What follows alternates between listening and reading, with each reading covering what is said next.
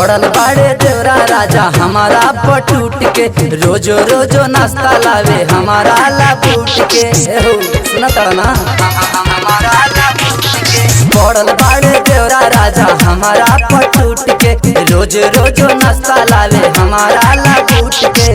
भोरे भोरे करावे पुलिया हो, भोरे भोरे करावे पुलिया हो, राजा आवना तो खेली डंटा गुलिया हो, राजा आवना तो खेली डंटा गुलिया हो, गुलिया हो, राजा आवना तो खेली डंटा गुलिया हो। डीजे मिट्ठू राजा पटसोनी,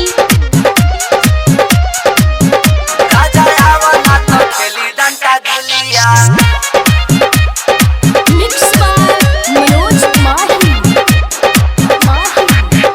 अरे कौन मजा पावेला तू बहरा में, खतरा पड़ल बराउर अहरा में।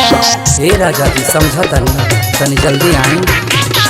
कौन मजा पावेला तू बहरा में, खतरा पड़ल बराउर अहरा में। आवना तो देवराया बात करी हो, चढ़ले जवानी बर्बाद करी हो। साचो रह के बोलेला तू बोलिया हो, किया रह के बोलेला तू बोलिया हो। राजा आवना तो खेली डंटा गुलिया हो, राजा आवना तो खेली डंटा गुलिया हो। डीजे मिट्ठू राजा आवना तो खेली डंटा राजा गुलिया। पटसोनी,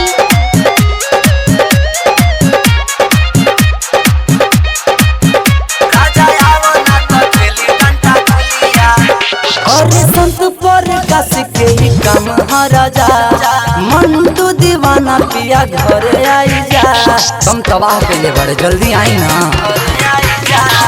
संत पर कस के ही काम ह राजा, मन तू दीवाना पिया घर आई जा।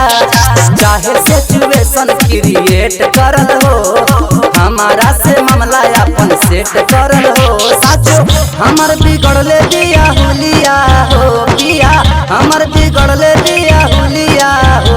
राजा आवना तो खेली डंटा गुलिया हो, राजा आवना तो